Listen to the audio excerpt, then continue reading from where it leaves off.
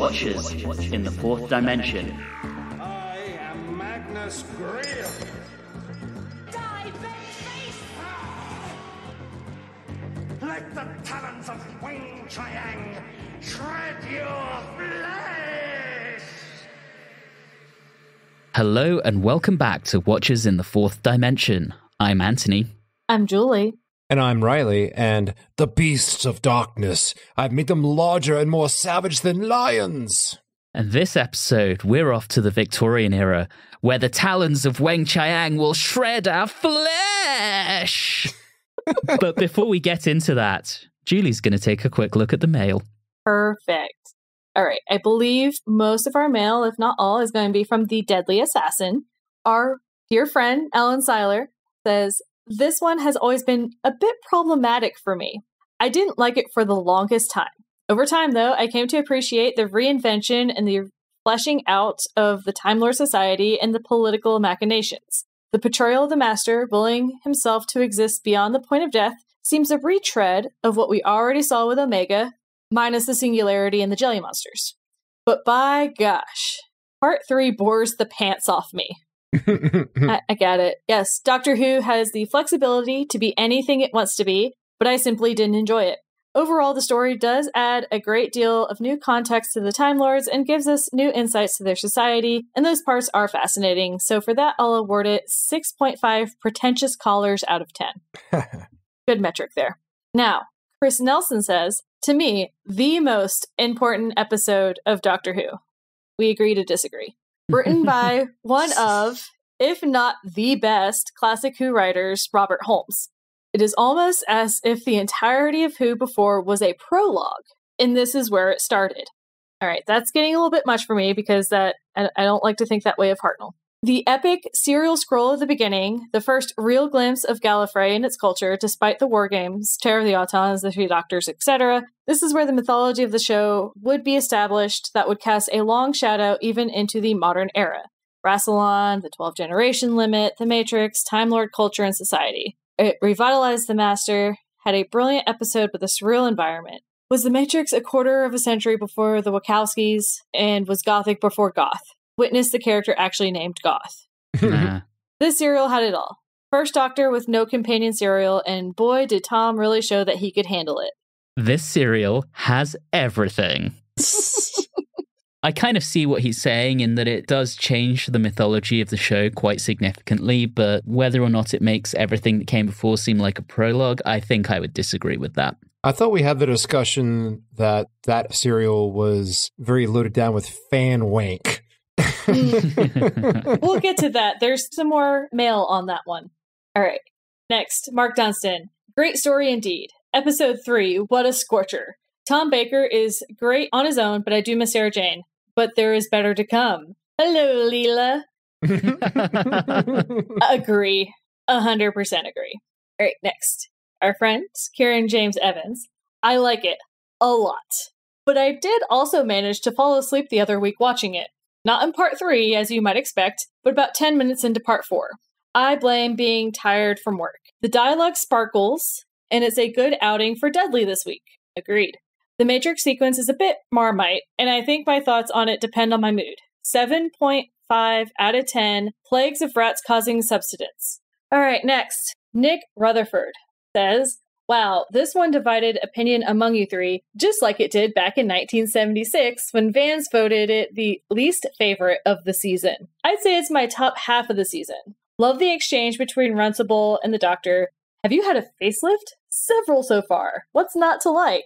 What's really interesting is he talks about it dividing opinion amongst us, a dividing opinion at the time, and listening to these comments so far, it's dividing opinion among our listeners. Yes, agreed. All right, now, our good friend, R.L. Gray. Could it be more appropriate that a skeletal master is teaming up with someone named Goth? Because of my own goth tendency, in the sense of liking spooky and death-related things, not scheming to seize power in the hierarchical elite society, I'm a big fan of the crispy master. Nevertheless, I'm definitely in the camp that thinks this story is pretty overrated. It's hard for me to invest in intrigue amongst a bunch of stuffy, old, berobed white guys. And the much ballyhooed Matrix sequence, as you all note, isn't so much the surreal fever dream we all want, and many even remember, as much as mostly running around outside. Facts. There will be some properly psychedelic weirdness coming up in a season 15 story, which is terribly silly, but also utterly delightful. I am looking forward to that. Yeah, you sold me on that.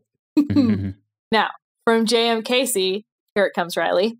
While it's definitely easy to call the story fan wank, I do think it was less so when it was written. I mean, the Time Lords are basically reconstructed and deconstructed here, and Holmes pretty much finished their story as far as I'm concerned. I don't generally like stories set on Gallifrey very much, but I mostly enjoyed this one, and it's precisely because Holmes took the trouble to finally demystify the Time Lords. We could have done with them after this completely, and I think I would have been perfectly happy. All the iconography this story mentions comes up later in the series, but it's for the most part invented in this story, except for the Eye of Harmony, which was also mentioned in the Three Doctors. Not even named, if I remember right.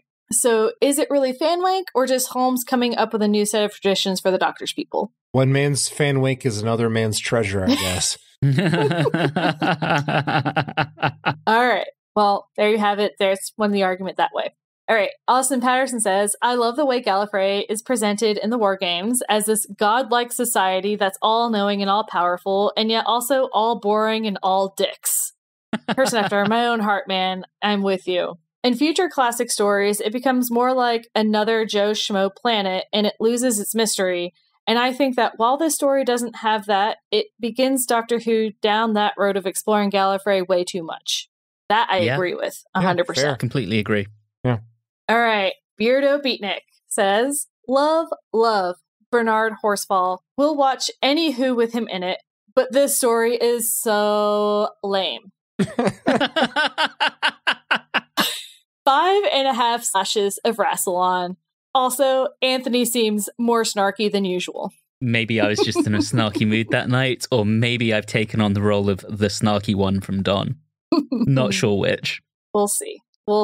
So, Centrine Dragonfly, aka Cat, says, have to agree on the fan wankiness of this story. This also starts the trend of almost everything important on Gallifrey being of Rassilon. Still waiting for the golden loo of Rassilon. You know they've got one somewhere. I love that one. All right, now a good friend, Adam Brown, says, I have to admit, this is one of the first shows I remember as a kid that terrified me. Runcible seems a perfect parody of David Frost.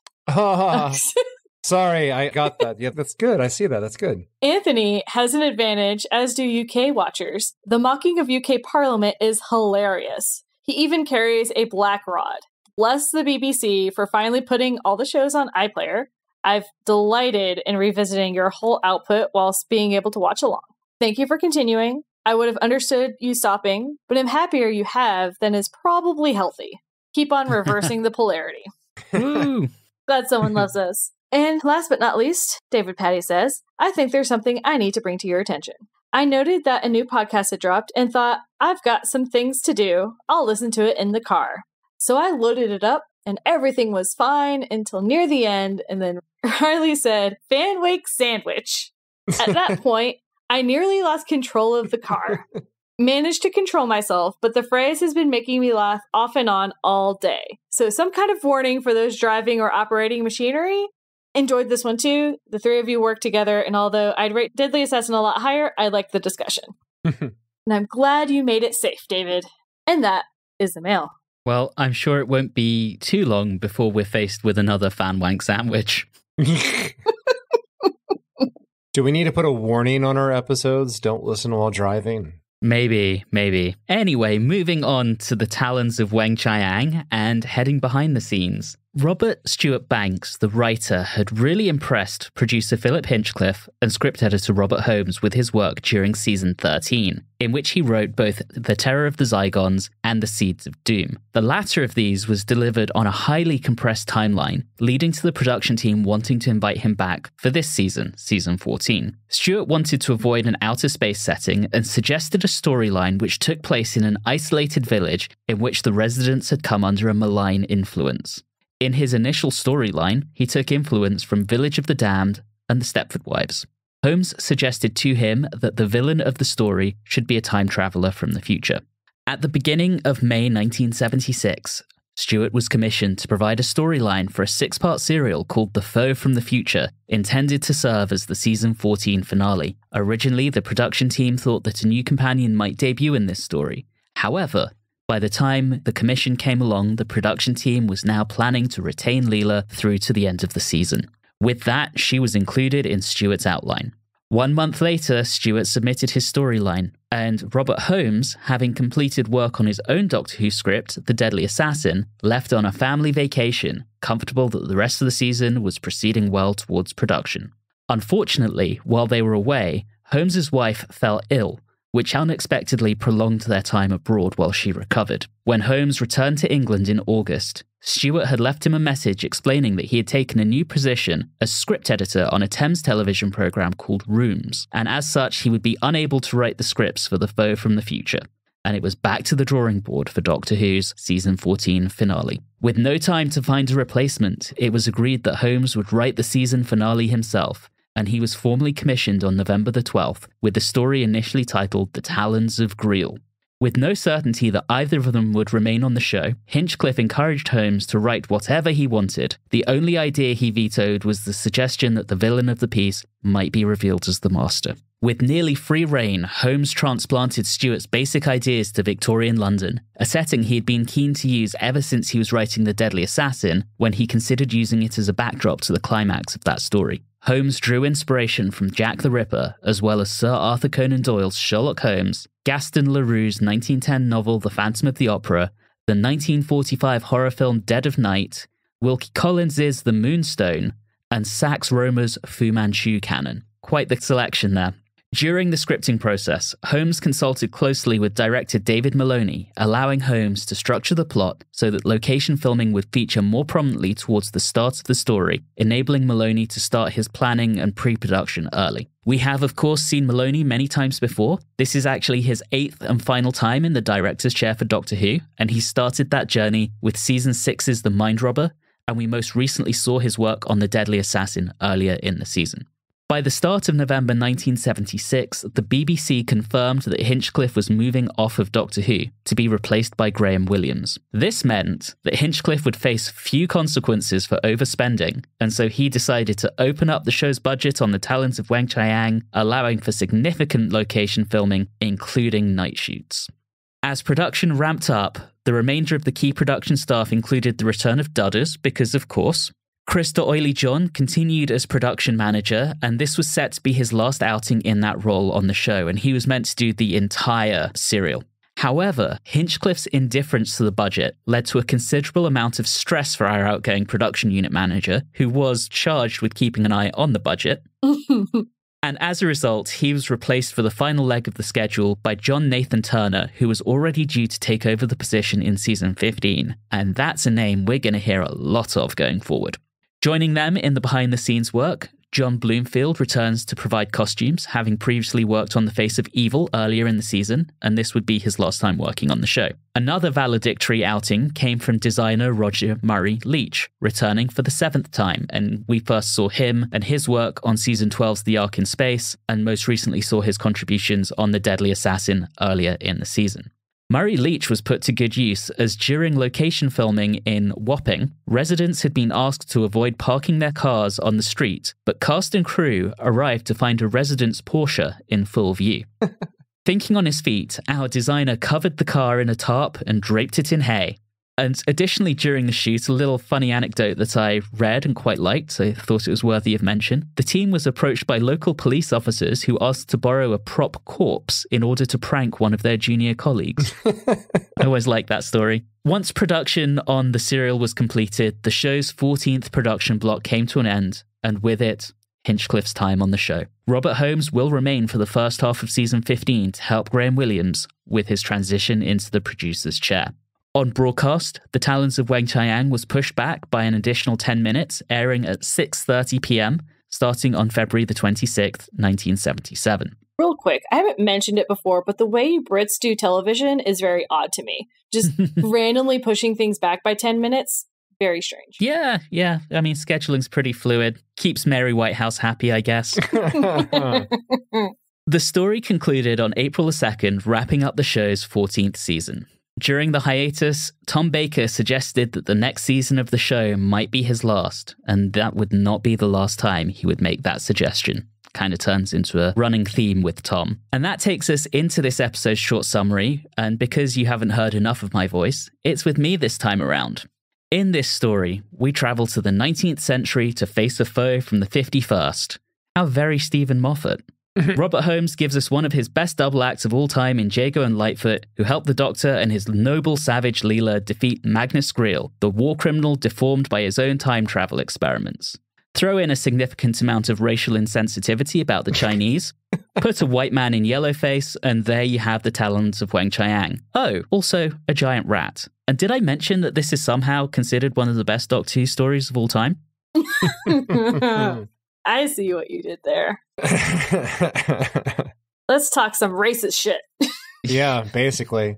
But hey, before we dive into that, I've been dying to do this for a while now since I've seen this on our lineup. Just want to say, everybody have fun tonight. Everybody Weng-Chiang tonight. There we go. Nice. So yes, the trigger warning at the beginning of Britbox. And when did that come about? When did they place that? How many years ago? I have no idea because I watched on Blu-ray where there is not a trigger warning. Well, has there been a push to completely remove it? Because lately, certain television shows that were not as racially insensitive of this, they've had on streaming, have had their episodes pulled. Are you thinking Community? I am thinking Community, yes. Yeah. I haven't seen anything demanding that it's pulled. I mean, my personal viewpoint is having the warning is the right way to go. I think it's cultural vandalism and whitewashing of history to remove it and make it inaccessible. I think we should show what was acceptable at the time and say, look, this was acceptable at the time. It might not be by modern attitudes. You learn from one's mistakes, right? Yeah, if you just erase it, then you won't learn from what you did in the past. Correct. Yeah. I mean, it's history. I think of archive television like this as a cultural artifact, and this tells us a lot about the time. And the fact that this depiction actually wasn't considered horrendous or even questionable until, 5-6 years ago, I think says a lot about society as well. Yeah, absolutely. Well, and I think a couple other things too, outside of some of the whitewashing, and it looks like we're putting a lot of this here at the beginning, guys, before we get into the plot, is I think some of it is pretty culturally appropriate for the Victorian era as well. I don't think there was great love between the East and the West, we'll call it, at that time anyway. So it wasn't even very surprising to me from that aspect as well. Obviously, the yellow face is problematic for the time period, but I sometimes also like to think of what time period they're trying to portray and if they portrayed that correctly as well. Yeah, I think anyone who's Victorian being a little bit racist, while it's uncomfortable, it's not inappropriate. To your point, Julie, I do think putting John Bennett in yellowface and having him speak in an over-the-top, clipped Chinese accent is pretty bad. That's the worst part. That's the worst part. Yeah, that's the worst part. There are elements where the Doctor says a few things that are a little questionable as well, like when he refers to the Chinese gang that attacks him as little men. That's, I think, skirting the line. Because I think the Doctor, and to an extent Leela, although she is less educated, but they should be above that. Right, and also she wouldn't even know the concept of what a Chinese person is. Right. Because that's not her culture, so. Exactly. All right. So should we actually dive into the story? We've kind of hit on the elephant in the room, and I'm sure it will come up as we're talking about it. Right, I agreed, and I'm glad we're getting it done now because I think there's a lot of fun things that are going on in this serial, a lot of fun things. And so, yeah, let's go with it. You mentioned Dead of Night being a reference that was called upon. I didn't get that until you just said it, and then I was thinking, what are they talking about? It's Mr. Sin. Yeah. The ventriloquist dummy, that's straight from Dead of Night, and Mr. Sin, oh God, he's going to give me nightmares. He is very unsettling.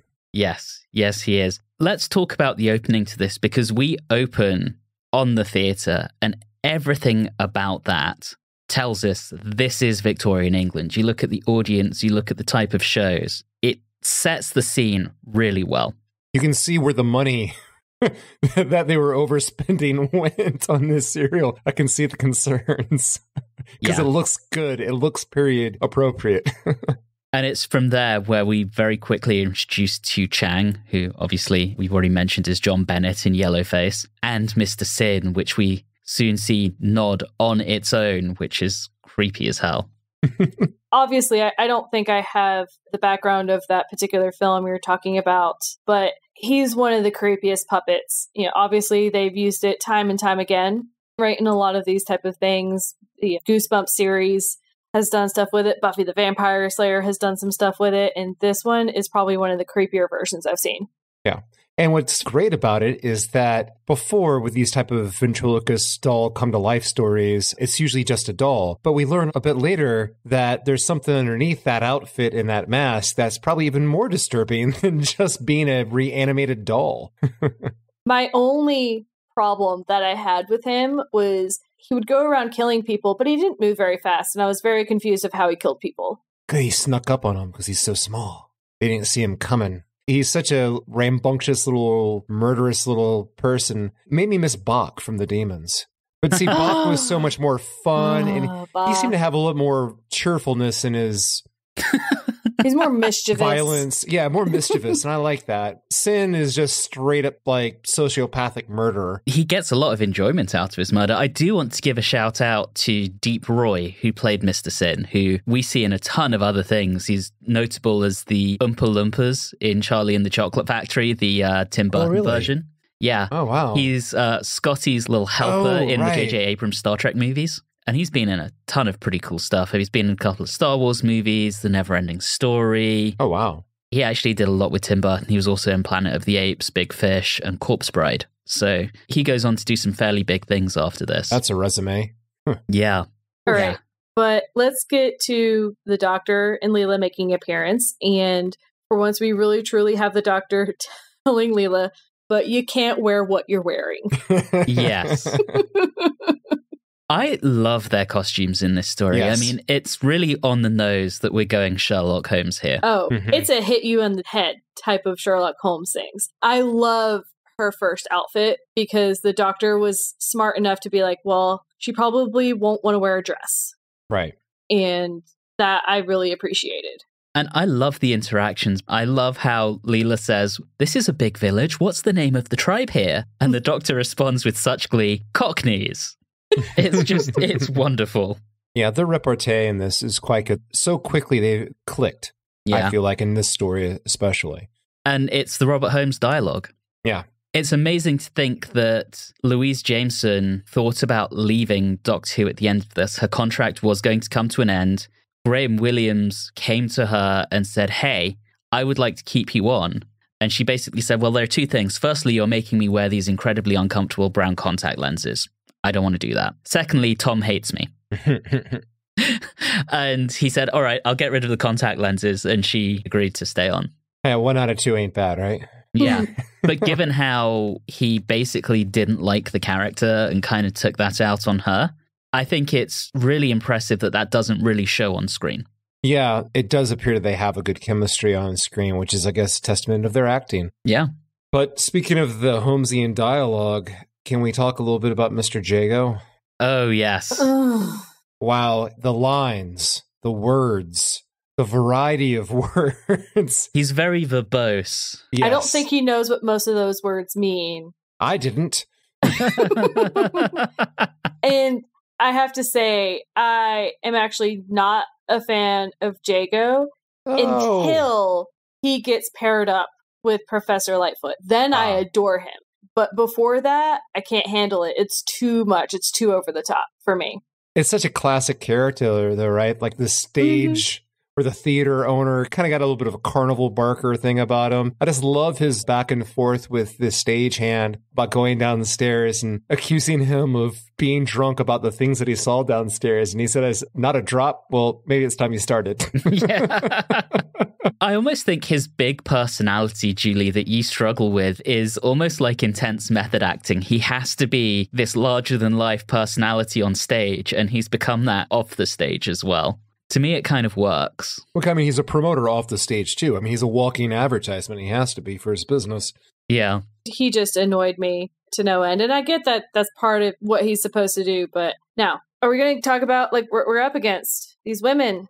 They're disappearing. They're disappearing. And they tend to be a part of the show.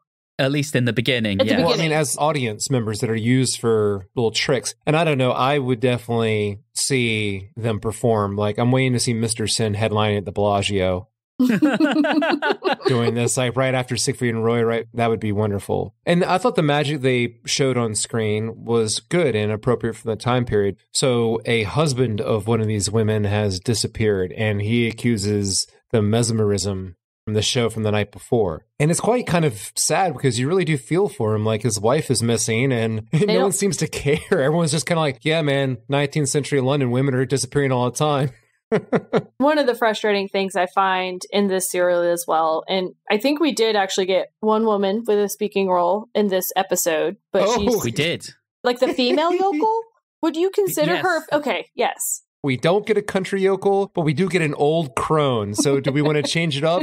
Is this going to be the new thing? And also, while we're on it, I'm sorry to interrupt, but while we're on it, did we really need the extreme close-up of her gleefully cheering on the police as they drag the body out of the river? And that just seemed a bit unnecessary. She was absurdly cockney. Yes. Every other sentence was just some sort of expression or slang. Yeah. I could definitely see her in a Pertwee era story. Oh, yeah. But what I was alluding to is the fact that all these women are disappearing and we only get 2 women who speak any lines is insane to me. Well, they will disappear before they can speak. No, they just have them laying on the floor. Yeah. Yeah, a lot of the victims, even though they have not been killed, they're just knocked out. Like, they just lay there. Why even cast somebody? I mean, I guess because a body double or a mannequin would look too fake. But you know what? That's still 2 speaking women parts in the entire story. That's still precisely 2 more than the Mask of Mandragora, the Deadly Assassin, or the Face of Evil. Yep. So. Oh boy. Anyway, so then we hear about the, shall I say it, rodents of unusual size. Oh, if you weren't, I was Yes. going to say it. And they try to cover up the stabbing with a rat. Well, great. As you do. But this kind of leads us into the scene at the police station. Which one? It seems like we keep going back there. The first one, which I think is brilliant because the comic timing in that is so good. The doctor barges in, he speaks a little bit of Chinese, says, "Show us a trick." And this is just after Chang has slipped him the poison and he gasps and dies. Like, the timing on it is fantastic. And I don't know Chinese. Was Baker actually speaking real Chinese there? Well, I noticed he said ni hao, which at least is hello. So there were at least 2 words of accurate Chinese. I couldn't tell you about the rest. Also, they said it was scorpion venom. I don't know you would die if you ingested it. If you ingest animal poison, doesn't your body just kind of metabolize it or just like kind of kill it? It doesn't have to get into your bloodstream. I thought it actually had to go directly in your bloodstream, but that's another story. The small things. Small yes, things. I know. But yes, it was very, very good. The police inspector I found humorous because he just seemed so wonderfully oblivious. He kind of gave me some Chief Wiggum vibes. Yeah, very much so. And I already like just the way that Chang, you're right, how Chang and the doctor play off of each other. It's a very good scene. It sets ourselves up where you're thinking, well, this is our big bad. Yeah. Not knowing that there's something beyond that. Despite the yellow face and everything, does a wonderful job. Yes. But it also, Reilly, kind of sets us up for the big bad. You don't quite realize it at the time. But talking about the scorpion venom, the doctor mentions the tongue of the black scorpion, which is clearly a cult, and their god, Weng-Chiang. So that's our first mention, coming towards the end of part 1. And speaking of the end, 1, don't you love it when people are just walking around in sewers, and then you think about their poor shoes that are then going to have to get tossed out? Ugh. And we get the giant rat? Yes. Question Yes, mark. So the giant rat, some of it they used an actual rat in a miniature sewer as a model, and obviously that looks really good. Where it doesn't is where it's quite clearly Stuart Fell in a giant rat suit. Why do I feel like he wore that at the rap party? I hope he did. Before we move on to part 2, we do need to mention one thing, and that is Professor Lightfoot, who we meet for the first time as the coroner at the police station. And he's wonderful from the get-go. He's my favorite character of this entire serial. 100% my favorite character. He's sharp, and at the same time, and actually partially because of his sharpness, he lets some things slide. it comes later with Leela and everything, but there's certain things he just takes in stride because he's just like, you know what? It's not worth it. And also, I think it's because he just has that self-awareness, the mindfulness to understand. And we'll get into it more because that was probably there are a lot of scenes in this serial that I enjoyed. But the scene, which we will talk about, between him and Leela eating, that one particularly brought the biggest smile on my face. And we'll get to it. We'll get fully into episode 2. Let's get into this giant rat. First off, that is one of the shortest recaps ever on this show. Yep. Cool. And I know you appreciated that, Julie. Absolutely. And obviously, the doctor talks about it guarding something. I was like, no shit. What else is a giant rat there for? And actually, that's another thing, too, is at the end of the day, the giant rats do nothing. Tell that to Chang's leg. Well, yeah.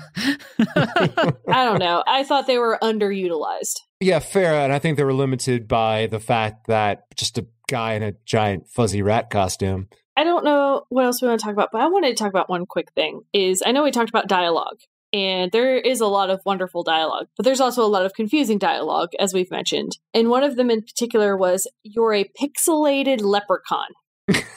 Yes, I have no idea. Who says that and when? I didn't note that down. I just definitely wrote it out as a note to myself. Jago says it to Casey in the cellar right at the beginning of part 2. Pixelated leprechaun. I don't know. I guess pixie, is what it means. Not like pixels like we're familiar with. So I would assume so. Yeah, speaking of, he also uses a term called oop-zootics. Yes, and I had to look that up. I've never heard that before. That is apparently a fit of eccentricity or craziness. Never heard it before. All Good right. Lord. I know. We need an English to Jago dictionary. So it's in this episode where we first encounter Weng-Chiang. So Chiang heads down into the bowels of the theater, heads into Weng-Chiang's secret lair, and he's been kidnapping women to ease the symptoms that Weng-Chiang is experiencing. Oh, but let's be clear, not just any women. Particularly, it is young, plump, high-spirited girls. Yes. Yes, indeed.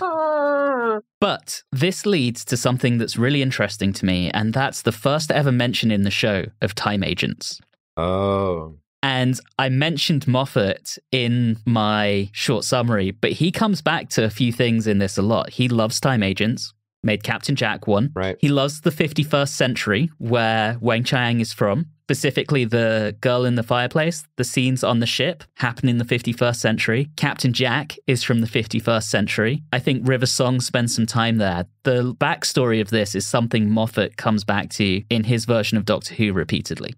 And I've always just found that fascinating. I did a little research into this episode, and RTD, there's a quote from him in the Wikipedia article regarding this serial, just talking about feeling embarrassed that other kids who knew he liked the show were talking about the giant rat and how bad it looked. Of all the things to talk about with this, the giant rat. I know. It's good to know that it looked just as bad on a 14-inch CRT screen as it does on a big screen, flat screen today. We need to talk about, because I know we're about to get into some Leela stuff. Can we go ahead and start off in saying that it's pretty clear that Leela is the Doctor's muscle? Oh. Like now, that is her now established role, and I'm absolutely here for it. It's wonderful. And she seems to always ready to throw hands, like all the time. In part 1, I'm pretty sure we added to the unofficial Leela killing count, and we will add to it later in this story. And one of my favorite things is, I think it's when she's talking to Professor Lightfoot, and he's talking about tobacco. And she's like, "What's that?" "There's no tobacco there." And he says, "Sounds healthy, but rather dull." And that starts up again. I think Professor Lightfoot is my favorite because it goes from him and Leela having a lot of fun conversations, a lot of fun things happening between them. And then when Mr. Jago finally gets connected with Professor Lightfoot, I'm like, okay, here we go. This is the pairing I was waiting for. And we already alluded to it, but the scene with Lightfoot and Leela having dinner, and she picks up the joint of meat with her bare hands and just starts eating. And Lightfoot at first looks kind of taken aback, but he's too polite to correct her. So he does the most Victorian gentlemanly thing to do and makes her feel welcome by joining her and doing the same thing. So wonderful. It is. That's the scene that brought the biggest smile to my face in the entire serial. One of those little sweet things that Doctor Who oftentimes dips into that I really like. That's just so inconsequential to the story, but it just brings a real big smile to your face. Yeah. So we get talk about the time cabinet. What exactly is it? Time cabinet. Not entirely sure. It's just a cabinet. It's a cabinet that sends you through time. I mean, it does what it says on the tin. Okay, great. We have another thing to think about through this entire show. There's a lot. There's a lot of moving pieces in this entire serial, and it gets rather complicated because we then also hear about floating skull with the rattling chains. Yeah, which we learn in watching it that that's just a deterrent from Weng-Chiang, an illusion to keep people away from his lair. And, Jago faints because he's an idiot and has zero backbone. Zero. Yeah, but to your point, there is quite a lot that happens here. You've got the cat and mouse chase between the Doctor and Weng-Chiang, which I think is really well shot. Yes. It's got some really good point of view work. And really good music. Yeah, good music, and it's tense. And at the same time, we've got Lightfoot arming himself and ready to take on the Chinese folks that are watching the house. So we've got all these things going on at once. We do have something that I thought was a bit on the nose, and that's the Doctor referring to Weng-Chiang as our reclusive phantom. Oh, right. Yeah. Yeah. Especially when you have like one of those shots underneath the theater when you see the layer a little bit. It's very, definitely hits that reference. We end the episode with Lightfoot re-entering the house, having gone to investigate what's going on outside. He's knocked unconscious, and Leela goes to investigate, opens the door to the hallway, and she is faced with Mr. Sin. And that takes us into part 3. Weren't you just wishing that she was just going to like rear up, run at full sprint, and just punt him, just like kick him like across the room? Oh, what you said right there is 100% my thoughts on Chucky. I'm sorry, but if you're not able to just punt that doll, then what is wrong with you? Then you deserve to die. Right. Yes. I digress. There were a couple times in this when she comes face to face with this little puppet thing. And each time I'm like, man, I really wanted her to just take it out. Just rip it apart. Rip it apart. Oh, it would have been so glorious. But unfortunately, we don't get that. And we get the Doctor yet again whistling to Colonel Boogie's March because he just can't stop doing that. I think this is like the 4th serial now that he's done it. Cool. Yes, I am going to notice. I played it in college. Sorry, everyone. That's why I know it. We also get Leela's amazing gymnastics that take her through the window. Oh, just push. It's beautiful. Oh, yeah. It's so beautiful. It's action figure Leela is. She is just really, really just taking swings, holding knives, going after people. It's wonderful. And it's here that she decides she's going to try and end the entire story early by going after Chang's carriage to try and take him out. Good for you, Leela. Yeah. She likes a more direct route. Yeah. What's all this talking about? Also, I adore Lightfoot's reaction. He is upset in the most British way possible, in that he is quite put out more than anything else. Those darn ruffians attacking a man in his own home. Did he go make himself a cup of tea to get over it? Probably. But yes, I had a couple things. So obviously, we've got the split with the Doctor and the Professor being together. Leela off to try to get to Weng-Chiang. And when they're down and Chang and Weng-Chiang are talking to each other, I had a question of the piece of meat that he was feeding his rat. Was that just a random piece of meat, or was that supposed to be a lady? I don't know. Oh, that's a good question. Ooh. I really hope it's just a random piece of meat because he needs the ladies for himself. And they're kind of emaciated when they come out of his machine. That was my first thought because it was, yeah. But yeah, we hear more about that. He made the rat grow in size and ferocity. He also talks about needing more fresh young donors, at least 2 girls this time. Kinky. Yeah. And let's talk about one of them that Chang has to pick up, named Teresa. Teresa says something that I had to rewind several times to understand, but I just want to say it out loud because I have a question at the end of it. But as far as I'm concerned, all I want is a pair of smoked kippers, a cup of rosy, and put me plates up for a few hours. Savvy? Okay, so I tried to translate this on Google Translate, but I couldn't find Victorian Lady of the Street or Lady of the Night as a selectable language. So, Anthony, do you think you could translate this for me? I get the smoked kippers. I'm assuming that's smoked fish. And a cup of rosy, I'm guessing as a type of tea, but put me plates up for a few hours? Yeah. Plates or feet? Oh, it's the Cockney rhyming slang. Yeah, so cup of Rosie Lee, tea. Okay. Plates, I'm not quite sure exactly how you get to plates from feet. I'm sure someone can tell us, but yes, I would assume that's feet. Okay. Thank you. I feel you, though. The accents and the language is definitely not something that I'm used to. That is our second speaking woman who's not the regular. Yep. Second and last. And of course, she's immediately hypnotized. I'm glad that the hypnotism wasn't as much used as it could have been. Like, Leela didn't really go under hypnosis. The doctor didn't go under hypnosis or anything like that, because otherwise I would have probably slammed my head in the wall because I'm tired of it. But I do have to say that Chang's a bit of an idiot because she swaps herself with the lady and he doesn't notice the hair color change at all. Yeah. Well, all white girls look the same. Also, how dare Weng-Chiang insult Leela in saying that she has the muscles of a horse? How dare you? I don't know. I think it's almost a compliment. I know. She's well-toned. Yeah. I do want to talk about the doctor calling Weng-Chiang a slavering vampire. And what he is doing here is kind of very on point for a vampire, abducting young, nubile women and draining their life energy for his own enrichment. That's definitely another little influence in this script. Mm-hmm. Yeah. Kind of dig it. Oh, yeah. And we have our Leela escape into the sewers. Yes, we do. We also have the location filming in the night of the Doctor and Lightfoot on a boat. You can definitely see they spent more money on this than they've spent in a long time. Agreed. And I love it. Oh, yeah. I think we're towards the end of 3 now.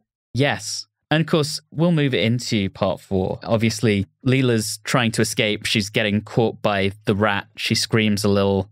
And luckily, the Doctor has a clear shot, but that's where we get our cliffhanger. Like the giant elephant gun thing? Yep. And on to part 4. I'm a little upset because there's a couple scenarios or just times when I really wish Leela got out of it herself.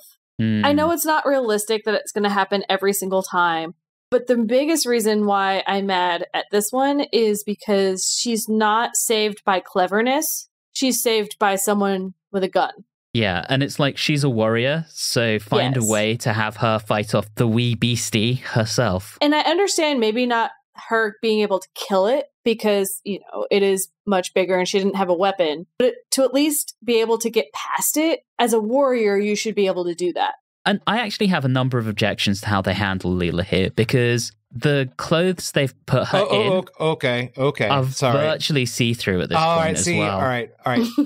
I was going to bring this up, and I was going to say playfully, and you were setting me up very well because you brought up Jamie, and I will point out that on our podcast, we have sexualized Jamie and multiple men for having no shirts on. So I just need to state that the conclusion of Leela's escape from the rodent of unusual size provided us with something that I found very visually pleasing, and probably a lot of other men. I mean, and that's all. And that's all I will. All right, and that's all I will say about that. And the human form is a wonderful thing.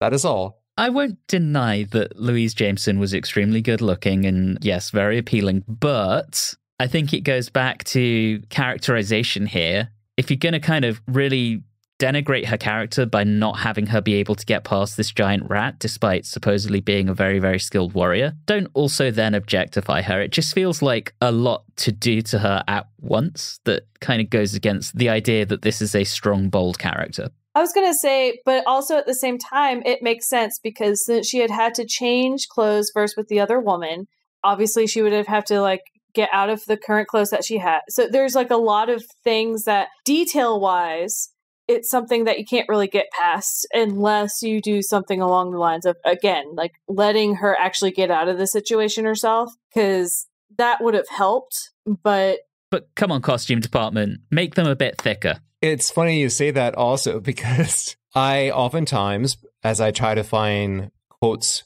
from the show to use at the beginning of our show, I look up the transcripts for serials. And sometimes these transcripts include descriptions of what's going on. Oh. And this is the scene previous, but I don't know why it's described this way, but they say specifically, laboratory. Leela is now down to her ample Victorian underwear. Now, ample? Do we need to add that description to it? Could we just say down to her Victorian underwear, maybe? I don't know. For a second, I thought I was reading some sort of fan fiction, but go ahead. Yes. And now we move on.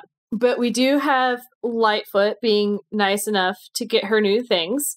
Yes. And I love and hate the reaction to it. Because she's not from this world and everything, she wouldn't have an opportunity to dress up like that. So her wanting to feel like she's wearing something appropriate is good. But also at the same time, it had to be like, oh, you look so nice in this dress. I'm like, oh, why did we give her a dress? Yeah, I see where you're coming from, Julie. Separately, I did notice when Lightfoot gives her the clothes and she goes to start to change, and he sends her upstairs and says, Mrs. Hudson will help you change. He has a Mrs. Hudson. Could we get more Sherlock Holmes here? Yep, that's fair. Absolutely fair. And there's a couple things going on, more Weng-Chiang nonsense, which we just come to realize that he's just batshit insane. We'll talk about it at the end, but he is definitely going to deserve quite a few points on the camp count, I think. 100%. So he sends his people to try and get the cabinet, and he sends Mr. Sin in with the laundry. And I really love that because we actually get kind of a setup for that before when the doctor's drawing on that tablecloth and Lightfoot takes the tablecloth and puts it in the laundry basket. So we've seen the laundry basket a few episodes earlier, so that's not coming out of nowhere. And then we see a couple of the Chinese guys carry in a new laundry basket, take the old one out, and of course Mr. Sin is in the new one that's brought in. So when the doctor tells Lightfoot to bolt the door and arm himself, the threat is already inside. And just the way Holmes plans this out is so intricate and meticulous and really well done. But then we get back to the theater and And the singing. the singing. But then there's Jago calling Leela window dressing. Right? Yeah. And then we get on to the magic tricks. Hang on, before that, Casey says the doctor doesn't look like a detective. He looks exactly like the Jeremy Brett Sherlock Holmes. Right. Of course he looks like a detective. Anyway. And a little bit of trivia at the theater, the conductor, that was Dudley Simpson. Nice. I know. I need to go back and watch it. I found that by just reading up on it. I was like, oh man, I got to see Dudley in action. Dudder's cameo. Yeah, I got to get to that cameo. So we have the singing. Chang's up there. He's going to do his magic trick. And, and I don't know why. It's just one of those things that you think it's a very clever plan, but really it's like they're just going to just shoot him in broad daylight in front of everybody. Yes. I love the little quip Chang makes about killing, I don't know what it was, 17 peasants while learning the trick. Yeah. 17 peasants. Oh, I mean, God. This story is quite funny. There's a lot of humor here. We've talked about Jago's lines and this and that. But also, I mean, the doctor really throws out some really good quips, like really good. It's not just that. But once we actually get further into the magic scene and Chang brings him down to put him in the box, turns the box around, and the doctor absolutely takes the piss by just walking out of the cabinet on stage. Seen by the entire audience. That confused me so much. I was just... And then he comes back. Yeah. And is on stage to assist, grinning manically, holding a sword for Chang. It's brilliant. I feel like that part was not scripted, and I feel that was Tom Baker. Just taking the piss, man. It's hard for me to think that they wrote all of that in. Yeah. But poor Casey. I am so sad about Casey, because he didn't do anything wrong. No, he didn't. R.I.P. Casey. Yeah, R.I.P. The one thing we haven't mentioned, and it's just important from a plot perspective, is by this stage, Weng-Chiang has told Chang, you're done. You've failed me too many times, get out of here. All of this is kind of Chang's last ditch, last hurrah. So when he does his runner after Casey falls out, it's kind of set up to him heading towards his end. And it's almost sad as they corner him. Jago shows up, distracts the doctor, because, of course, Jago blusters in. And Chang slips off into the sewer where the giant rat is waiting for him. And that scream he lets out is blood-curdling. Oh boy. So we end the episode with Weng-Chiang having left the theater. He's taken his life force draining device with him. And we find out from the doctor, the more Weng-Chiang tries to heal himself, the more deformed he becomes. And we end the episode with Weng-Chiang leaving Lightfoot's residence on his carriage with the cabinet, cackling. It's such a good cackle, too. Howling with laughter. He is completely batshit insane. And that's our cliffhanger. And that takes us to part 5. Let's go. I believe the part here is like in the very first scene is that the doctor asks Leela to get Lightfoot a drink. And he's like, in a glass. She just goes to hand him the whole decanter. I mean, maybe that's what Lightfoot needs. Yeah, maybe. He suffered 2 home invasions. Give him that brandy. He deserves it. What I find so weird is they have been so willing to kill so many people, but not the professor. Don't get me wrong. I love the professor. I don't want him dead, but I just find it surprising that they didn't kill him. No, it's a good point. But then we move on from that scene and we get to see the House of the Dragon. And that is a really, really nice set. Once again, where the money went. And of course, I don't know about either of you, but that gave me tremendous memories of Big Trouble in Little China. Which, speaking about television or film done either by the English or Americans, the difference is that Big Trouble in Little China is an American film that actually is very respectful of Chinese characters and Chinese culture, and it's actually very, very good. I mean, this is very good too, but it's interesting how they were able to handle all those things, talk about it, show it, and it's still, I don't think it's problematic to this day, even though it came out in the 80s. I would agree. I would also think there's probably, strange as it may sound, a little bit more racial sensitivity in the US towards people of Asian origin than in the UK. I think you probably had more people with that kind of ethnic background than we did in the 1970s and 1980s. I'm not trying to make excuses, but I think that might be why we see a little bit of a discrepancy. One thing I do want to say about that set is so iconic. When the Talons of Weng-Chiang was released on VHS, and it was one of the earliest ones released, the cover was that dragon with Weng-Chiang in front of it. And that was all that was on the cover. I mean, it sold the story. And I will say it's not one I had on VHS. I didn't really get to see this one until 16, 17. So yes, I know, Julie, gasp. 16, I think I was. Okay, so we have some plot things going on, right? Weng-Chiang finds out that they didn't get the bag, which they're dumb. Yep.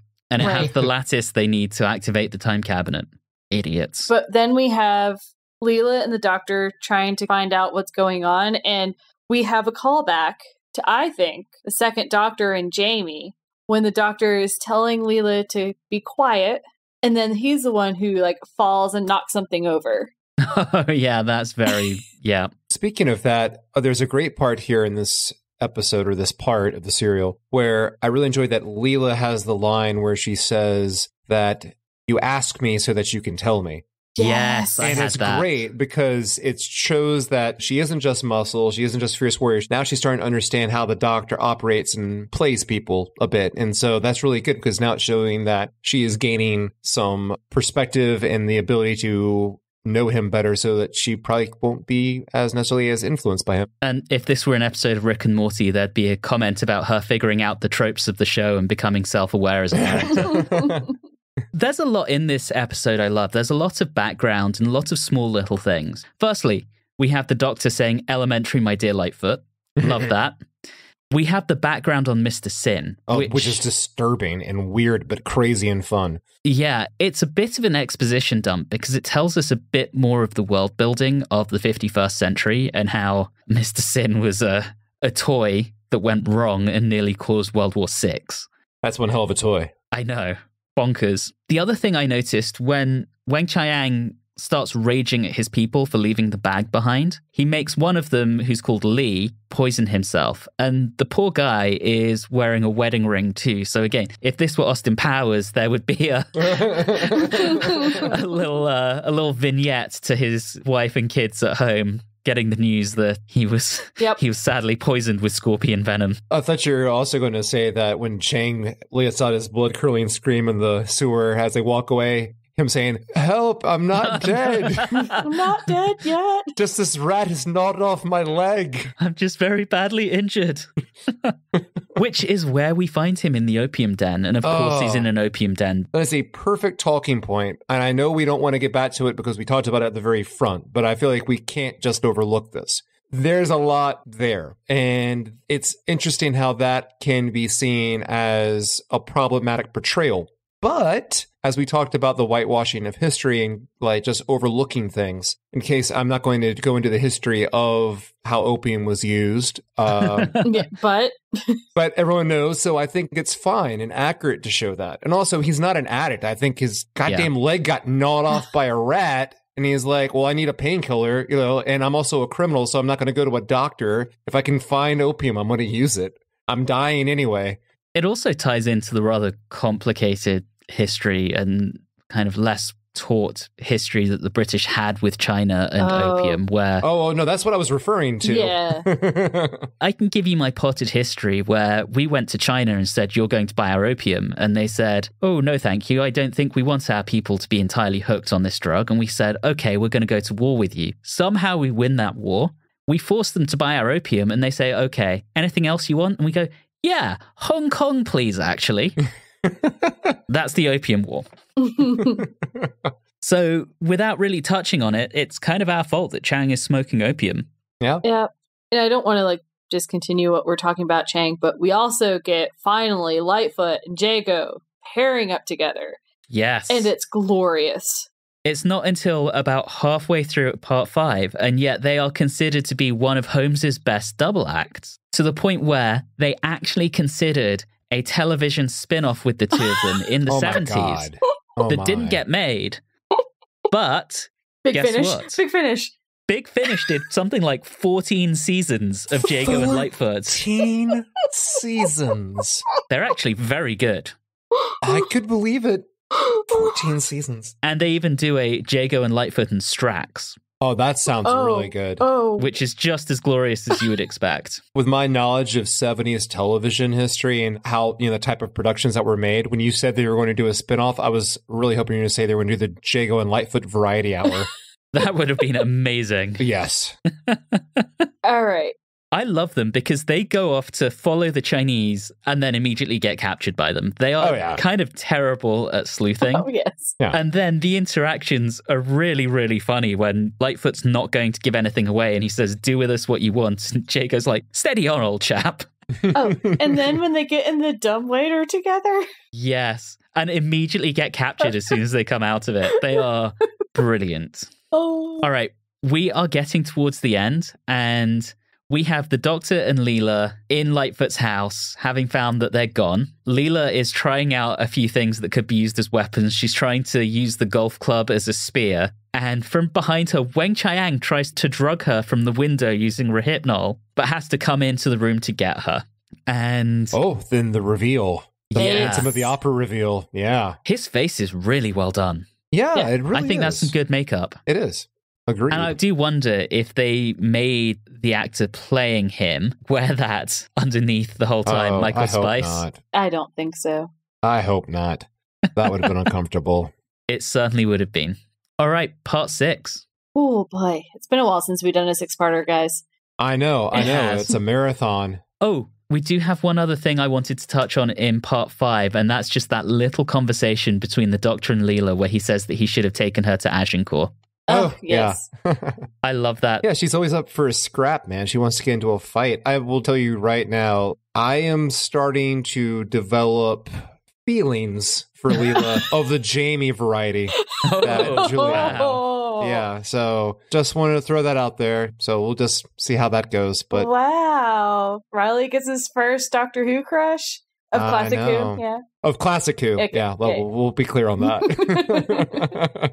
Let's do it. Part 6, you arrogant jackanapes. Let's do it. Speaking of part 6, Reilly, your girl gets dragged off. Well, no. I mean, the doctor shows up. And then he has that wonderful Bugs Bunny routine where he sits down at the table, doesn't realize that Weng-Chiang is sitting right next to him. And then he just casually brushes it off like, oh, oh, hello.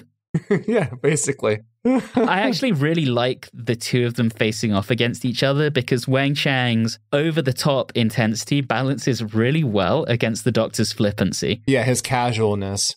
Yeah. Yeah, it goes so well. Oh, you let yourself in. That's good. We were expecting you. We were expecting you. And just the way the Doctor can go from so flippant to being quite serious. He's got all the negotiating power because the lattice is unique. It can't be replaced, so he smashes it. That time cabinet becomes useless. Weng-Chiang is trapped. So when he says, Jago and Lightfoot must be released and I'm coming with you to the theatre, he can really force that point. I love it. It's also very clever of him because he gets them to leave Leela, which is smart in two ways. One, it makes her safe because now she's no longer in danger because they've all left. Two, it allows her time to wake up and then maybe come back and do a sneak attack. So very clever. We get a jelly baby. Oh. We do. So I'll throw that out there. The Doctor gets more like actual, like regular Doctor lines, like never trust a man with dirty fingernails. Yeah. And I definitely at that point, I was sitting there with Leela. I was like, you better follow. Better be following. Otherwise, I was going to be really mad. There are a couple of funny things well, not funny, but there are a couple of things I really liked in this. One of which was funny, which was the Doctor on entering the House of the Dragon says, I'll have the bird's nest soup. I mean, it looks like a themed Chinese restaurant, so good flippancy there. I also really like Jago's moment of vulnerability when he's talking to Lightfoot.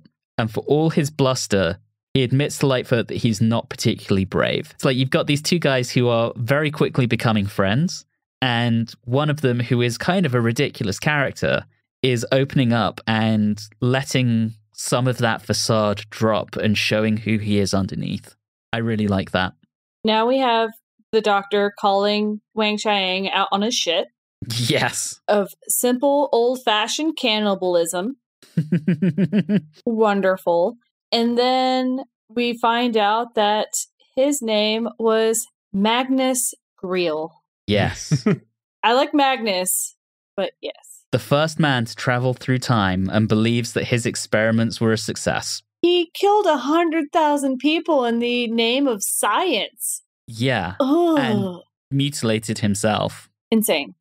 Yes. I mean, it's a fascinating concept when you think about it. Like, as you said, Anthony, the world building it provides that 51st century sounds completely batshit insane. Peking homunculus, Reykjavik being like a main battle location in World War. I don't know, like, don't want to go into geopolitics with anybody, but that's a hell of a thing. But that is just crazy. But, you know, that's wonderful because it gets your imagination going. You try to fill in the pieces. You're trying to figure out, like, how the hell could that work? And that's a fun exercise. The name Magnus Greel is interesting. The fact that he's obviously not a Chinese god, but parading around as such in order to gain power. It's clever. It's a fun idea, especially going back to the whole advanced technology is like, if you don't understand it, is basically magic, da-da-da-da-da. We're all familiar with that. It works really well. It seems wacky and silly, but it works. And I can't think of a better example of how to describe Doctor Who than that. And it just gets more and more insane as this episode goes on, because as we get into that final fight, right, we've got Leela leaping upon Greel.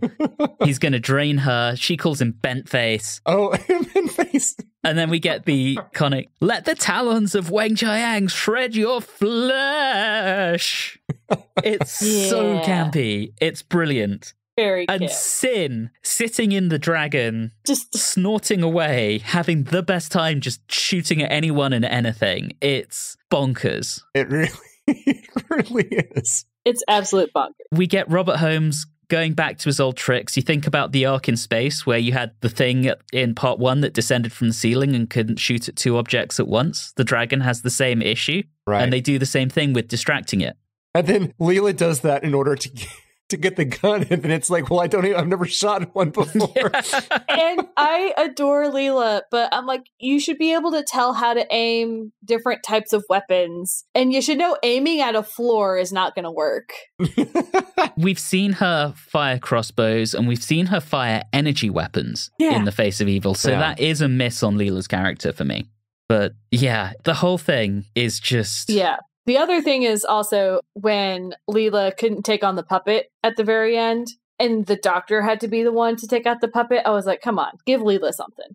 Let's also talk about the end of Greel, because he goes to shoot Leela and the doctor just grabs him and pushes him into the device where he dies. I mean, the doctor kills him. Yes. Yes. Flat out kills Greel. Let's point out that he is able to foil him by convincing Mr. Sin that if he's able to go into the time cabinet, it will actually kill all of everyone around. So Mr. Sin's looking out for Mr. Sin. And the snorting, that is really uncomfortable. Yes, it is. That is the cerebral cortex of a pig, and it's showing up. No, thank you. All right, so once Sin's been taken out and Greel's been taken out, the doctor smashes the lattice, bringing the Sigma experiments to an end. And he wants to go find the Muffin Man. Oh, yeah. I love how we then cut to Lightfoot teaching Leela about tea. You British and your tea. Also dictating how ladies are supposed to take their tea. But the whole thing is making fun of it because Leela's asking why, and the answer is, well, it's just how you do. And there's a level of ridiculousness to it that this is commenting on. I think it's really funny. I know. It just makes me sad that Lightfoot didn't realize that. Well, he's Victorian. Yeah, but it's Lightfoot. I like him. I love how unfazed Jago is when the TARDIS dematerializes. And his little comment, I dare say the great Lee Sen Chang himself would have appreciated that. He's already turning Chang into a legend as we cut to his poster behind the TARDIS and then the credits roll. Well, remember, he wants to show that, layer. Yes, we didn't even talk about that. He's going to sell tours of the layer of the Phantom. I forget when that was, part 4 maybe? But yes, he's a bit of a con man. A bit? Oh, yeah. Yeah. All right, so before we score this one, I have to ask, between the giant rat, Mr. Sin, and Weng-Chiang / Magnus Greel, and then anything else, maybe even the old crone, how many camp count points does this get?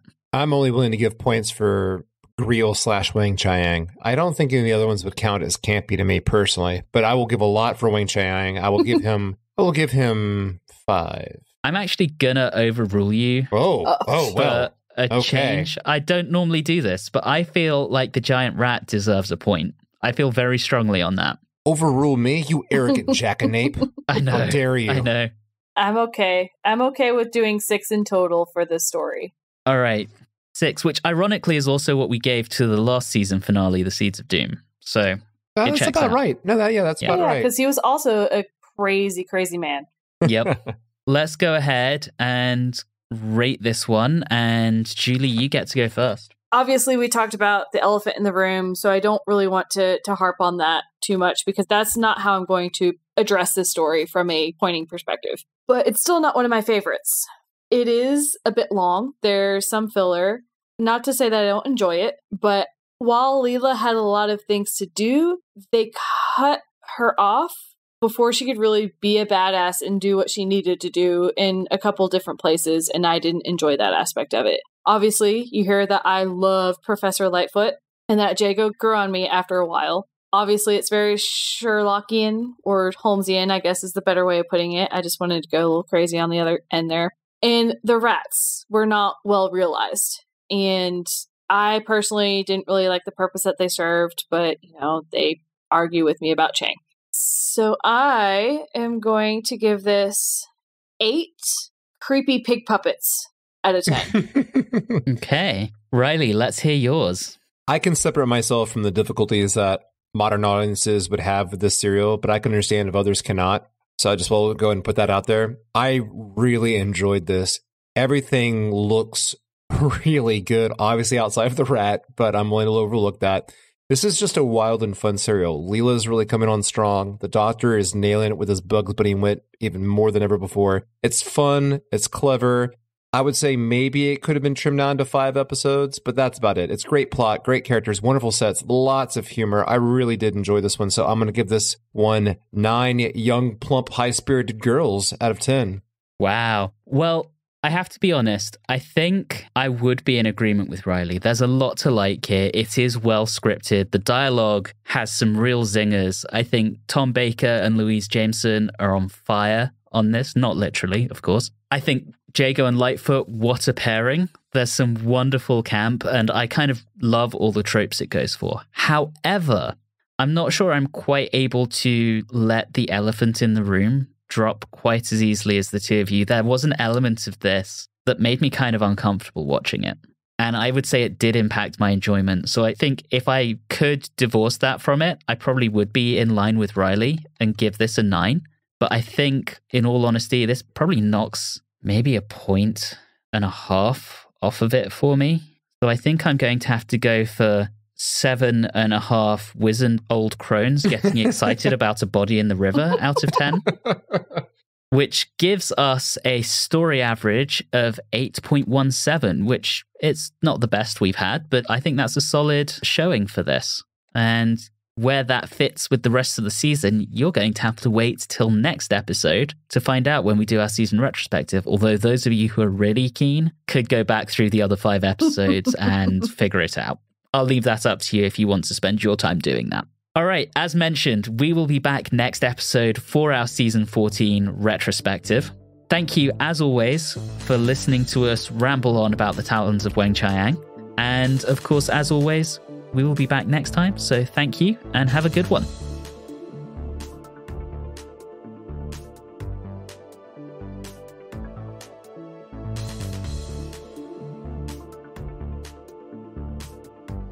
You have been listening to Watchers in the Fourth Dimension with Reilly Schreck, Julie Philippek, and myself, Anthony Williams. This episode, Simple Old-Fashioned Cannibalism, was recorded on Monday the 4th of December 2023. If this is your first time listening into the show, all of our previous episodes are available wherever you like to get your podcasts. You can interact with us on Facebook, Instagram, and X at Watchers4D, and you can also email us at watchers4d@gmail.com. If you're enjoying the show, please do subscribe and consider leaving us a review or rating on your favorite podcasting app. All of those things really do help the show. And always remember, it's perfectly okay to appreciate the good things about a story while also calling out the problematic.